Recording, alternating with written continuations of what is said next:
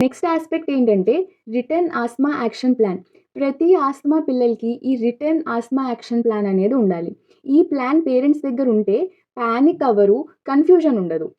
So, మనకి traffic సిగ్నల్స్‌లో ఎట్లా అయితే కలర్స్ ఉంటాయో దీంట్లో కూడా 3 కలర్స్ ఉన్నాయి. Green, yellow, red. గ్రీన్ అంటే అంతా బానే ఉంది. పిల్లోడు యాక్టివ్‌గా ఉన్నాడు, ఆడుకుంటున్నారు, డైలీ యాక్టివిటీస్ బానే ఉన్నాయి. ఈ టైంలో ఒకవేళ పింక్ ఇన్‌హేలర్ అదే స్టెరాయిడ్ ఇన్‌హేలర్ ఒకవేళ ఇస్తుంటే అది కంటిన్యూ చేయాలి. యెల్లో అంటే ఏంటి? సింప్టమ్స్ ఉంటాయి. దగ్గు రావడం, అది కూడా రాత్రిపూట ఎక్కువ రావడం, బ్రీతింగ్ తీసుకుంటుంటే సౌండ్ రావడం, ఏమన్నా ఆడుకుంటుంటే లేకపోతే పని చేస్తుంటే డిఫికల్టీ బ్రీతింగ్ పెరగడం, ఇట్లాంటివన్నీ ఉన్నప్పుడు ఒక బ్లూ ఇన్‌హేలర్ ఒక పఫ్ ఇచ్చేసి నియర్ బై హాస్పిటల్‌కి తీసుకెళ్ళాలి. Red zone. Severe breathing problem ఉంటది. పిల్లలకు ఊపిరి తీసుకోవడంలో చాలా ఇబ్బందనిపిస్తది. ఇలాంటి టైంలో ఇమ్మీడియేట్‌గా బ్లూ పఫ్ ఇచ్చి ఎమర్జెన్సీ డిపార్ట్‌మెంట్‌కి తీసుకువెళ్ళాలి.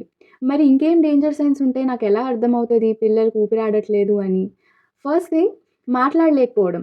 ఓన్లీ 1, 2 వర్డ్స్ మాట్లాడతారు. అది కూడా ఆయాస పడుతూ. నెక్స్ట్ ఫాస్ట్‌గా బ్రీత్ తీసుకుంటున్నారు. నార్మల్ కన్నా ఇది చాలా ఫాస్ట్‌గా ఉంది అని మీకనిపిస్తే, at the same time chest లోపలికి వెళ్ళిపోతుంది అని చెప్పి మీకు కనిపిస్తుంటే అది డేంజర్. కొంతమంది చిన్న పిల్లల్లో ఆక్సిజన్ దక్కక బ్లూ అయిపోతా ఉంటారు. అది కూడా డేంజరే. వెంటనే తీసుకెళ్ళాలి.